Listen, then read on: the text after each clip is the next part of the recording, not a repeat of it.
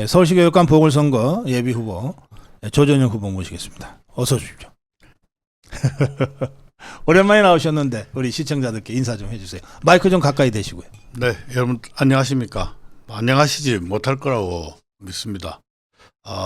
여러분들 많은 우려 있을 거라고 생각을 하는데 이번에는 그 어느 때보다도 사실은 이 교육감 단일화에 대한 열망이랄까요? 뭐 이런 것들 제가 온몸으로 피부로 느끼고 있습니다. 너무 걱정하지 마십시오. 잘 될 수 있을 거라고 저는 믿고 있습니다. 여러분들이 그 국회 단일화를 갖다 지지하고 단일 후보를 만들어 주셔야 됩니다. 잘 부탁드립니다. 감사합니다. 예. 오랜만에 나오셔서 인사 말씀부터 죄송하다는 말씀으로 시작할 수밖에 없는 상황입니다. 네. 예, 2년 전에 단일화 실패 때문에 그냥 조희연이한테 헌납을 해버렸던 그 상황을 지금 우리 국민들이 잊지 않고 있거든요.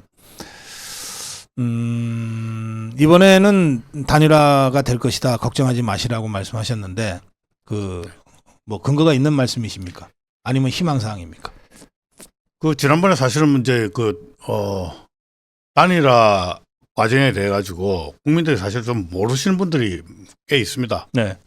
단순히 이제 결과를 갖다 보고 소위 보수교육감 후보로 이렇게 분류되던 사람들이 둘이 나와가지고 표를 갖다 찢어먹어서 조현이 이를 갖다 막지를 갖다 못했기 때문에 거기에 대한 분노도 분명히 있다고 생각을 다 합니다. 그런데 사실은 그 당시 뭐 우리 고성국 선배님 잘 기억을 하시겠지만은 그때 보수 후보 단일화 기구가 만들어져 가지고 제가 단일 후보로 선출이 되었었습니다. 네, 기억합니다. 네. 그런데 보수 단일 후보는 2년 전 선거에서는 조전혁이었습니다. 예. 그때 이제 승복하겠다는 서약서를 갖다 쓰고 했던 후보들 중에 일부가 그 약속을 갖다 어기고 이제 튀어나왔습니다. 제가 단일 후보가 이번에 안 되면은 안 되더라도 제가 이 약속 어기고 이제 출마하는 그런 일은 벌어지지 않을 것입니다. 네. 그런 비겁한 짓은 저는 하지 않겠다는 약속을 갖다 먼저 시청자 여러분께 드리고요.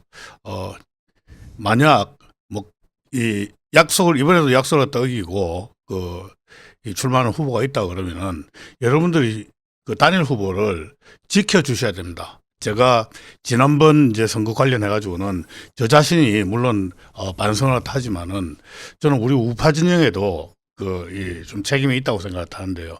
만약 좌파였으면은 그런 상황이 일어났으면은 어떤 일이 벌어졌을까 우리 한번 상상을 해보면요. 약속 어기고 이제 출마를 갖다 한 후보 무자비하게 응징을 갖다 했을 것입니다. 네. 예. 제가 하여튼 그런 부분은 우리 우파 진영 이 유권자들 그리고 애국 지사님들한테도 정말 호소를 드립니다. 네. 지금 이제 2년 전 일이라 좀 기억을 정확하게 못 하시는 분들을 위해서 말씀드리면, 저희가 2년 전 지방선거 때 사실 뭐 다른 시도 후보들은 다 정당 공천을 했기 때문에 우리가 따로 홍보할 필요가 없었는데 17개 교육감 후보들만은 정당 공천이 불가능했기 때문에 누가 우리 자유우파 후보인지를 알려야만이 되는 상황이었어요. 그래서 선거 3주 전부터 우리가 서울은 이 사람이 자유우파 단일 후보입니다. 경기도는 이 사람이 자유우파 단일 후보입니다. 이런 식으로 3주 내내 캠페인을 했어요. 그때 경기도는 누구죠? 임태희 후보가 자유우파 단일 후보입니다. 이런 식으로 저희들이 알렸는데 그때 서울 지역이 마지막까지 진통이었는데 결국은 서울 지역도 자유우파 단일 후보는 조전혁으로 결정이 됐어요. 그래서 저희가 서울 지역은 조전혁이 자유우파 단일 후보입니다. 이런 식으로 저희가 캠페인을 했습니다. 그때 영상 여러분들이 지금도 확인하실 수가 있어요. 그래서 지금 조전혁 후보 말씀하신 대로 2년 전 사태와 관련해서 단일화 실패와 관련해서 사실 굳이 말씀드리자면 조전혁 후보는 피해자인 셈입니다.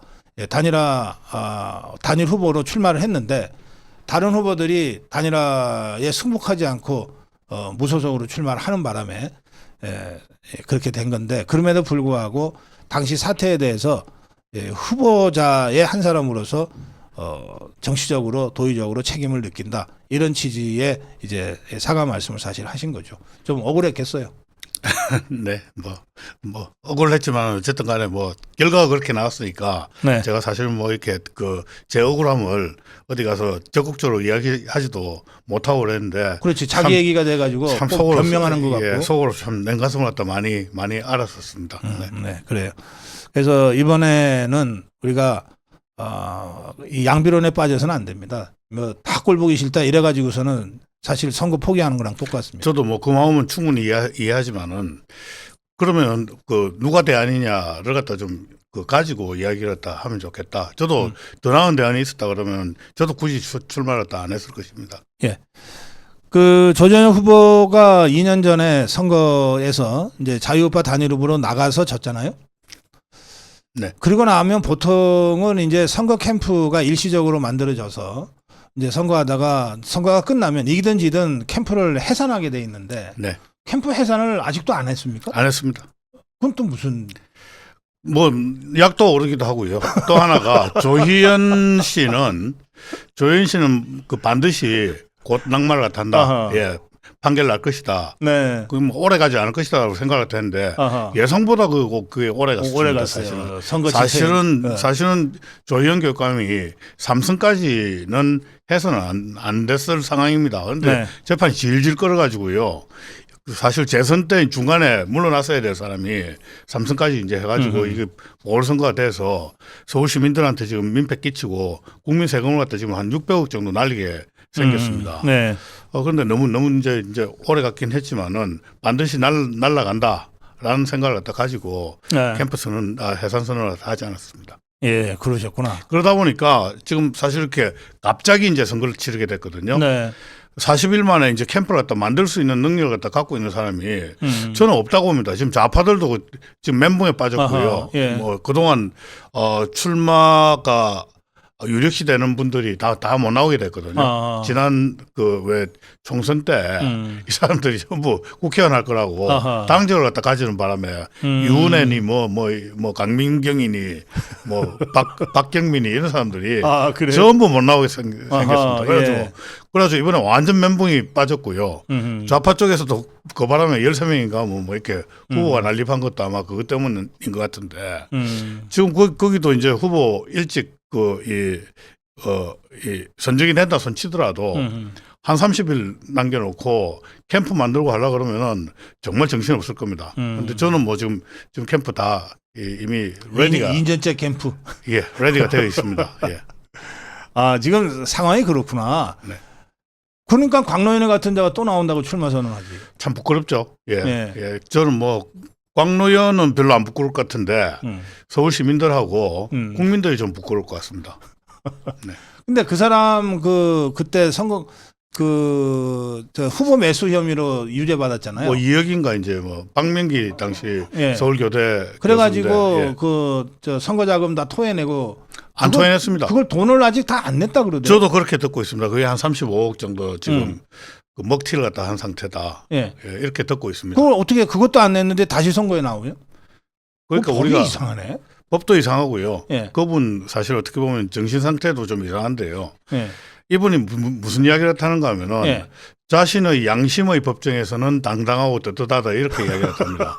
난 도대체 좌파의 이 양심이라는 게 아니 그 한명숙이가 그때 그 얘기 하고 다녔어요. 뭐 그것뿐만 아니라 조국이도 마찬가지. 조국이도 그렇지. 예. 이재명이도 지금 그 얘기 할 걸? 그러니까 말입니다. 예. 그래서 저 사람들 그런 양심이라고 이야기하지만은 네. 저는 그냥 심보로 읽습니다. 참 희한한 심보를 갖다 갖고 있고요. 그게 국민들이 도대체 그런 사람을 갖다 찍어준다 그러면은 저는 그거는 우리 국민이 잘못돼 있고 네. 그런 나라 망해야 된다고 생각합니다. 알겠습니다. 네. 그 박원순이가 서울시장 10년 하면서 쌓아놓은 적폐를 네. 오세훈이 시장하면서 그거 쓸어내는데 아직도 힘들어 하더라고요. 고생하고 있습니다. 그럼 조희연 10년 했잖아요. 네. 그 쌓아놓은 이 교육계 적폐를 지금 우리 자유우파 후보가 누가 되건 교육감이 되면 네. 그걸 쓸어 청소를 해야 되는데 네.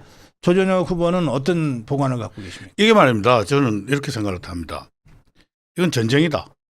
그거 썰어내는 것은 저는 전쟁이라고 생각합니다. 네. 그래서 전쟁에 나서는 장수 또는 전사의 마음으로 교육감 하지 않으면은 반드시 그 교육감은 다치거나 아니면 무력하거나 아니면 뽑아놓고도 아이 저 사람 뽑아놨는데 도대체 우리가 뽑아놓은 손가락이 부끄럽다 이런 소리 들을 겁니다.